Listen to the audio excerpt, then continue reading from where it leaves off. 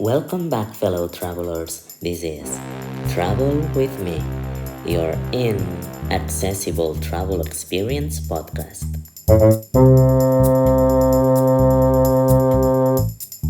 If you enjoy the show and would like to be a part of it by sharing about your cities or telling us your accessibility horror stories, you can visit us at travelwithme.com or at Tabby Folk, your accessible travel community. And now, without further ado, welcome aboard and get ready to take off.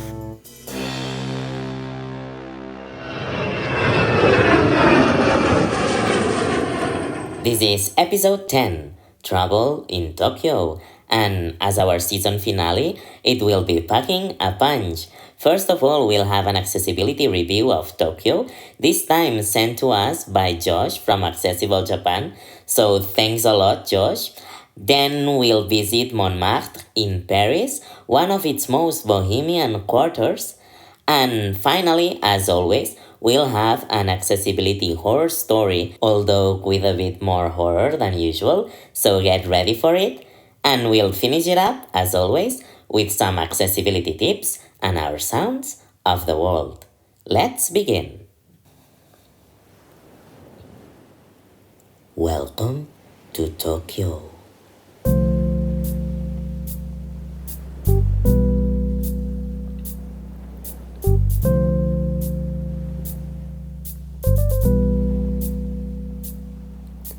Tokyo, the capital of Japan, busy and tidy alike, it is home to neon light streets, eclectic districts, and to the Shibuya Scramble, the busiest zebra crossing in the world.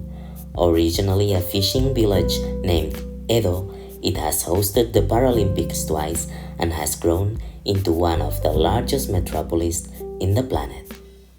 1番線ドアが閉まります。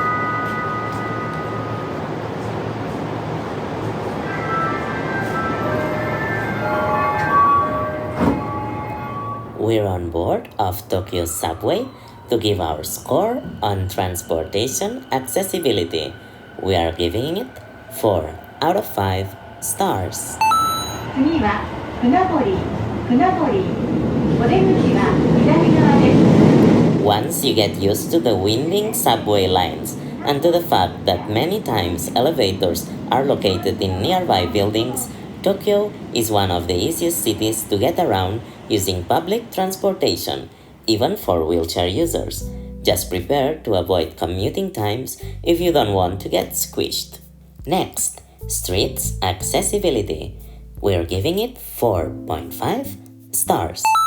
Streets are generally narrower than in many other cities in Japan and are often very busy, but they are usually smooth and safe for travelers of all needs. Tactile pavement as well as curb cuts are widespread. Accessible toilets are also easy to find at department stores, parks, or stations.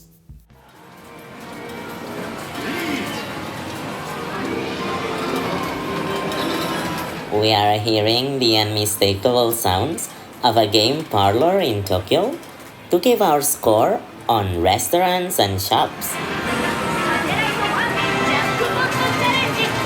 We are giving it 3 out of 5 stars.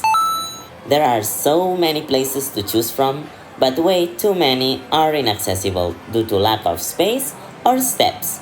If you fancy a specific place, it is best to research in advance using tools like Google Street View. Otherwise, shopping malls or department stores near stations are a safe bet. Now, hotels and accommodations. We're giving it just 2 out of 5 stars.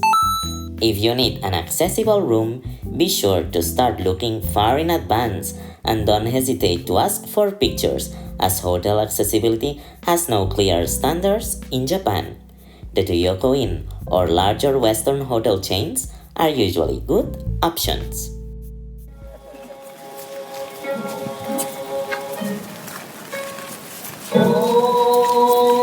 We are at Asakusa's Sensoji's temple to give our score on tourist attraction accessibility. 4 stars. Tokyo has many sights and sounds to enjoy, such as skyscrapers, vibrant neighborhoods, and temples. Most of them are wheelchair accessible, even the traditional ones like Asakusa and Meiji Jingu. Some inaccessible areas in smaller temples and the issues with shop entrances in areas like Shinjuku or Akihabara are the only downside.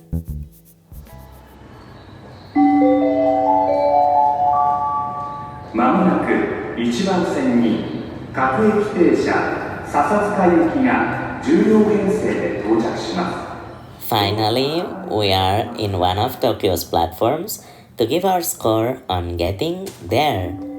It is 4.5 out of 5 stars.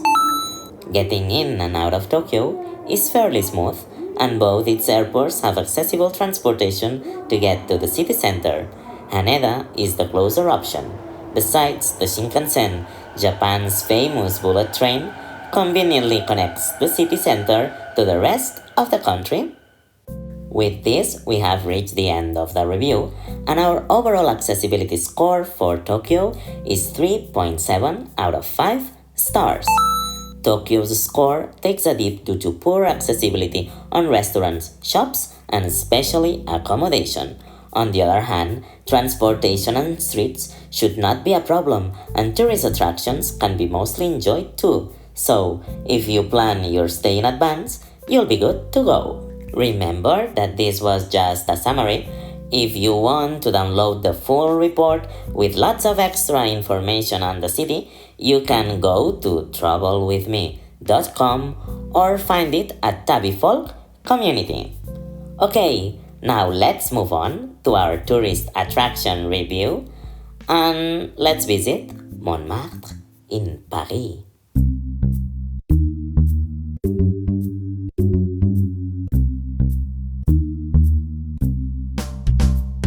Located at a hill in the north, Montmartre is the historic quarter of artists in Paris. The unmistakable Place du Tertre, a picturesque square brimmed with painters, is the heart of the area. The Sacré-Cœur Basilica overlooks the city from its top and offers great views to the hordes of tourists that visit it. As a bonus, if you've got a keen eye from nearby the front stairs of the church, you may also spot its elusive sinking house. This is Montmartre's funicular, and despite having set wheelchair accessible funicular to overcome the 222 steps that lead to the top of the hill, Montmartre is not friendly for those with mobility impairments. Fermez bien vos sacs et soyez vigilants en utilisant votre smartphone. Beware of pickpockets. Well, as you've just heard, it's also a bit dangerous for tourists in general. Anyway, let's continue. So, the area is mostly paved with uneven cobblestone. Sidewalks are extremely narrow, some carpets and tactile pavement is also missing, and there are many unavoidable steep streets if you want to get to the best sightseeing spots. Furthermore, the accessible entrance to the basilica is a bit tricky to find and is not open throughout the whole day, so planning in advance is necessary. But what is it that we are hearing in the background? It is actually Montmartre's real atmosphere. It's what makes the city unique. We are hearing the performance of a couple of songs, Champs-Élysées and La Vie en Rose by a street artist. So, despite what we've said before, if you have an electric mobility device, someone to push, strong arms, and or loads of patience, its views of the city and bohemian atmosphere may be worth a try. Getting there earlier in the morning is recommended to avoid the crowds. So, this is the end of the report, and our overall accessibility score for Montmartre is 1.5 out of 5 stars. Again, this was just a summary. You've got the full report on our website and on our podcast notes at travelwithme.com. And that gets us to our accessibility horror story. It is one of the first that I experienced many, many years ago in the middle of a haunted mountain.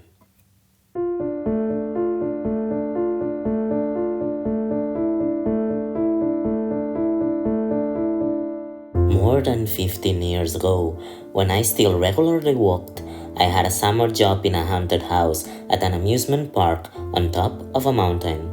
I knew that it was not my cup of tea, but I wanted to know as a little person what it felt to work in a disability cliché. Can't talk about something if you don't know anything about it.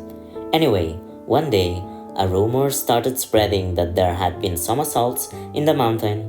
That night, at 10 p.m., I exited the park and made for the parking lot more than 500 meters away downhill. At my base, when I got to it, mine was the only one left.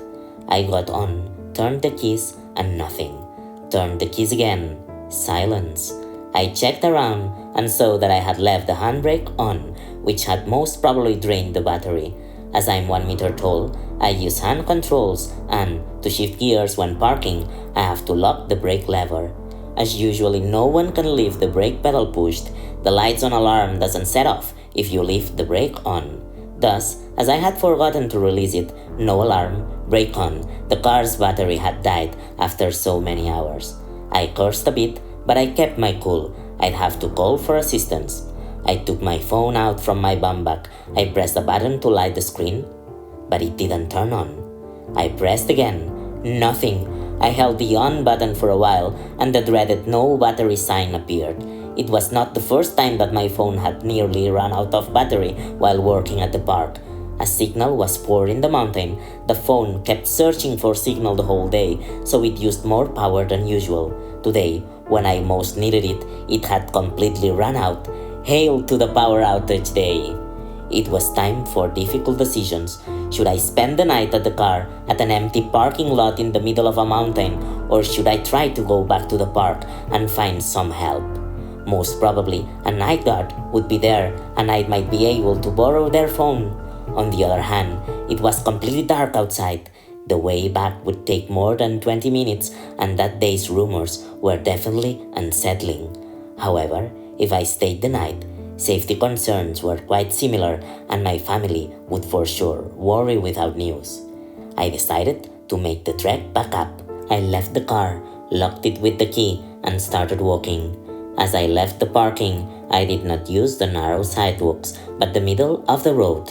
The surroundings were pitch black and my mind kept going to the rumors. I tried to pick up the pace, but after a long day's work, I couldn't master any speed.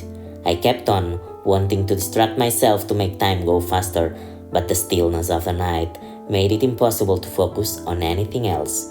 There was no wind, no moon, no stars. You could not hear a single soul, not even summer crickets. My crutch and footsteps were the only sounds piercing the night. At long last, I reached the square in front of the park. Dim street lights gave it a bleak atmosphere. I got near the fence and saw a guard seated at his post. I waved at him. He approached. His face was obscured by the shadows. When he was about 5 meters from me, I spoke. "Excuse me, could you help me? My phone is out of battery. Could I make a..." I couldn't even finish that he turned around, but just before that, I saw a glimpse of his eyes, wide with surprise. He left and never looked back. I was left there standing, alone, but not befuddled, as I had already had my share of hiccups, and one more only added a bit to it. Did he think I was a ghost? Did I have some makeup left from the haunted house? No, I always removed it before going. Was he spooked by a 1 meter tall person that talked like an adult? That sometimes happened, plus the eerie setting might have helped it. Either way, my position was the same, left with a return ticket to spend the night in my car. I took a deep breath and looked around one last time, hoping for a potential way out. On a far corner of the square, I saw a telephone box. I looked at it with longing and bitterness, as I knew that I wouldn't be able to reach it.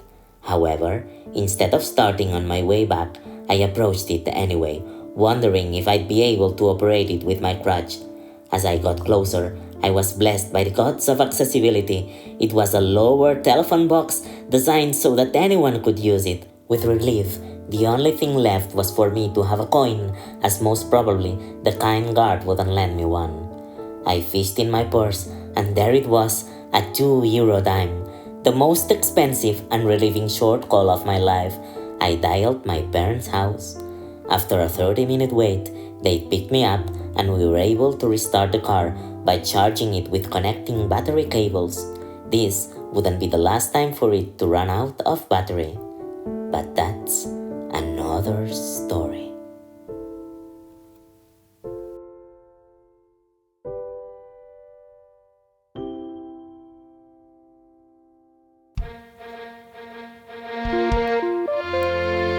Well, we've reached the end of the story, and with that, we've gotten to our tip of the day.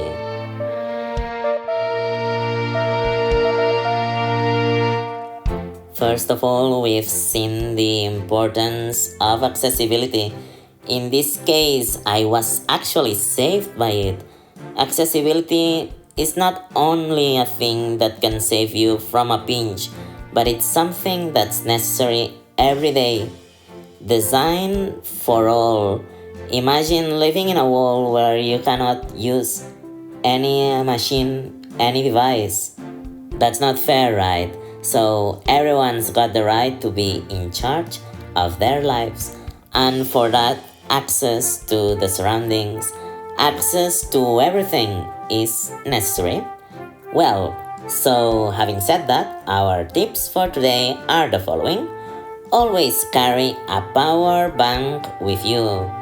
So in case you run out of battery in your cell phone or any of your devices, you can charge them again.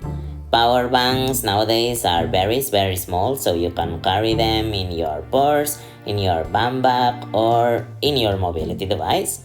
For a second tip, also always carry your mobility device's battery charger with you. Battery is what makes us keep moving forward, makes us keep rolling. So, thanks a lot for having rolled with us during this first season of Travel With Me podcast. Now we are taking a long break. We don't know if we are going to come back or not. It will depend on many things. It will depend on our travels. It will depend on our travels. I said travel, I meant travel, as in trips, okay? And it will also, well, depend on the support, on our time. Only time will tell. So, we've gotten to the end of the episode. And as always, we'll wrap it up with a very special edition of our Sounds of the World.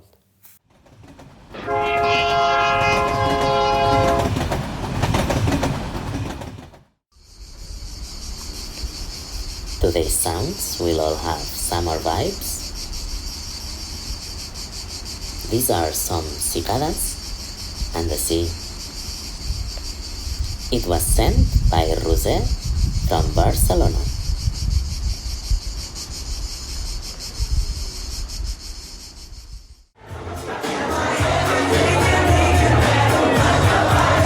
And now we are going to the final party of the World Dwarf Games, an Olympic-style competition held every 4 years. Listen how everyone is singing their hearts out. This time, it was in Köln, or Cologne in English. We are hearing songs from Backstreet Boys, Everybody, and then Breaking Free from High School Musical.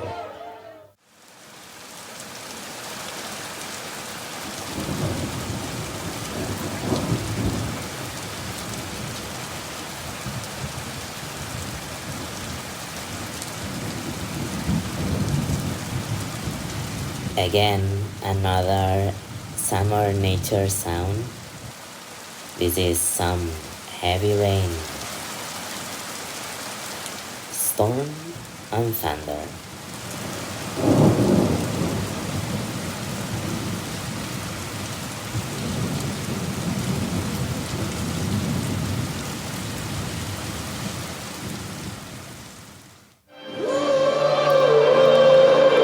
Yeah, and to close it up, another concert. The first concert in Barcelona from Coldplay, the music of the Spheres World Tour.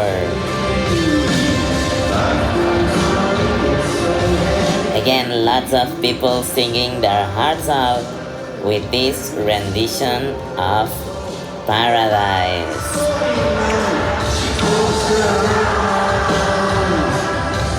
In the night, the stormy night, away she'd fly.